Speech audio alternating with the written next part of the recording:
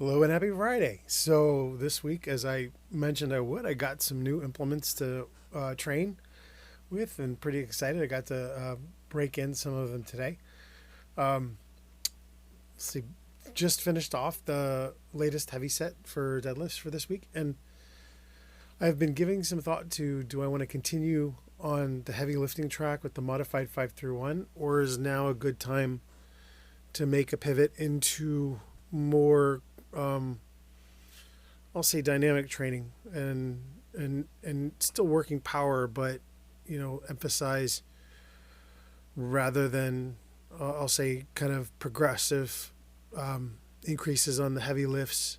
Do more of a maintenance now, and then work on some more dynamic explosiveness. So we'll see. I'm gonna kind of take next week's deload as I work in on some of the other things to think about it and try out some other protocols in a very lightweight way to kind of see what my body responds to, and then which ones fit well with doing. See, this week was kickboxing and the Filipino martial arts, and then next week will be jiu-jitsu. So kind of gauging which ones fit in well with that and how well the load balances with them all together. So today was good. We'll go into some of the detail. I think I did a good mix of heavy training with bringing back some more focus on some of the internal strength training, and we'll talk through it and where the common threads are and the carryover for each. I mean, you're going to hear me say it a lot. The open and close is the core for every form of movement. How you carry yourself in it and how you condition yourself to move within it is the key. And I'm a strong believer in kind of balancing the training aspects between working heavier loads to build the resilient frame, and the powerful frame, while also being able to back off of that and use more of the bone muscle tissue with elastic breath power to issue force. And I believe that lies on a spectrum, and you should be able to perform multiple tasks on that spectrum, even if you're not going for purity of any one of them. Being able to navigate that spectrum, I think, is more important for daily life and a myriad version of applications of this kind of stuff than over specializing. At least that's kind of the place I'm at now in my journey and my training. So, all right, so let's get into it. What we have here is the traditional close the body with breath, connecting it in the universal exercise. That sets up being able to, carry weight with a composed body and moving everything together, as well as pulling heavy weight, and then backing off and doing some rehab type of work to reconnect the body, and then bringing that same sensibility in terms of how you issue power and force out the hands, out the elbow, out the shoulder with the legs.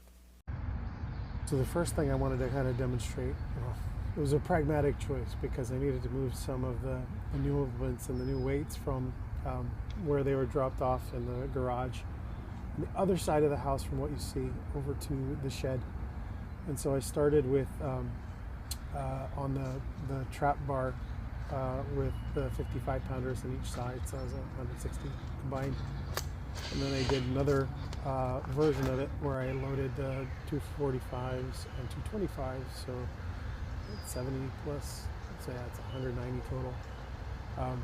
It was a heck of a warm-up, I'll tell you. And then after that, I got into the heavy pulls, did some warm-ups there, pulled 375. And then the top of the set for this work is the 425 pull, which felt good, felt strong. Can't complain with the progression that's been going on. This was the first real kind of workout with the heavy bag that I set up yesterday. Really just kind of getting used to the space. Trying a few different combinations from throwing the hands, a little bit of the feet, not a lot, but setting up kind of the hands and some combos, but kind of feeling out the distance. It's hard to see, but there's not a lot of room to operate here, and I got to think about how I want to set this up so I have more room to move around and really focus on footwork even while I'm kind of throwing the hands, because I think particularly in this one, you'll see I'm hitting and then getting out, and that was something I just worked on this week in class, and it's really important for me, being short limbs. I've got to be able to kind of get in and get out, close distance, and move around. So I want to set this up so I can make sure that I've, not only can do different combination training, but I have the ability to kind of keep moving around too to work the footwork angle. So after all that, I did some rehab, on this device I got, which I used to love at a corporate gym I worked at years ago. I was so happy to have one here. This kind of open and close universal exercise drill, again, it really helps with some of the pressure, building the body with pressure and then releasing it, as well as moving in a slow, composed fashion. But I really find this works well after deadlifts because the strain on the back and the work you got to do to recovery really gets kind of, I'll say, therapeutically addressed through this type of movement. And I missed being able to kind of have that in the rotation this way. So I'm thrilled to kind of have this back in. It already feels much better after heavy pulls than normally. So then I wanted to kind of switch it up and work on the bag with, I'll say, some power releases. And I like to kind of work power releases through any part of the body, but in this series I wanted to do them from the shoulder. Again, bringing the power of the ground up through the body, pressurizing the body with a breath, and then with a close, and then releasing it on the open. And so it's not as explicitly shown here because I'm issuing it through a point, which is my shoulder. But if you watch, you'll see I'm kind of closing the body and pressurizing it, and then with the legs, releasing it and shaking the power out. And as I switch to more of a push, same principle applies. I'm just keeping it very minimalistic in terms of overtly issuing the power and force. And I play with the degree and the amplitude and volume of force I'm issuing. Really want to emphasize the connection to the body and then the legs driving the power through the body, even as you're opening and closing in a very small elastic stretch and pressurization to generate, I'll say, optimize the force available to you. In real world applications, this needs to be fast and sharp. So you don't always have a big wind up, but it's good to play along that spectrum of big overt movements. And in this case, obviously, framing the elbow and releasing power through the elbow. But I took some time to be more explicit in terms of how I stretched and then shook the body out through the elbow. So this one I went back to making a big movement, even though the previous one on the pushes was more truncated and short. But yeah, we'll kind of keep playing with different ways to do power training here with this new setup as well. And then lastly, going back to, taking it back to the beginning and going back to just the variations on the universal exercise from when you start with the close into the open, as well as taking it back and being able to do the open into the close. Because ultimately you need to be able to do either one, because any technique hangs on starting with an open, starting with a close, starting with a close into an open. So these are the fundamental building blocks for any kind of movement. And if you can pressurize your body and bring power to any kind of this movement, it sets you up to have power, balance, and strength anytime you need it through any, and techniques just happen. Elaborating on what Ellis was talking about in a recent kind of blog or podcast where he says, if anything hangs on a theme, every movement contains potential technique.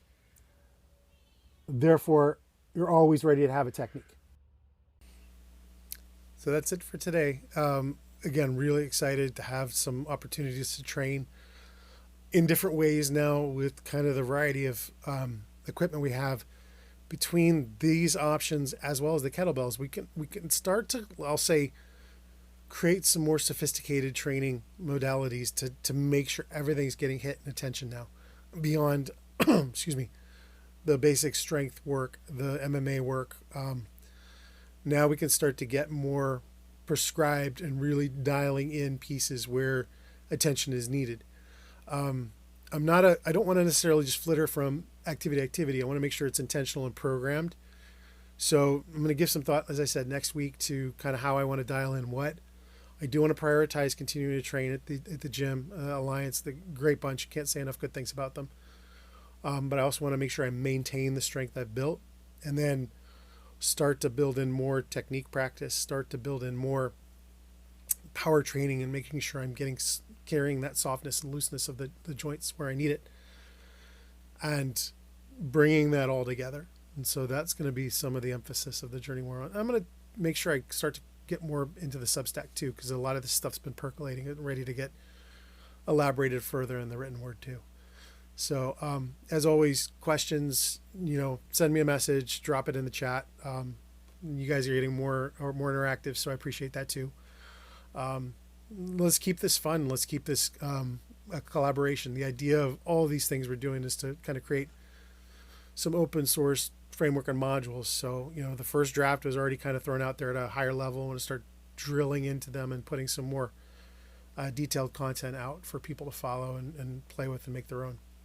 Okay, that's it. Have a great weekend. And next week, if I don't talk to you.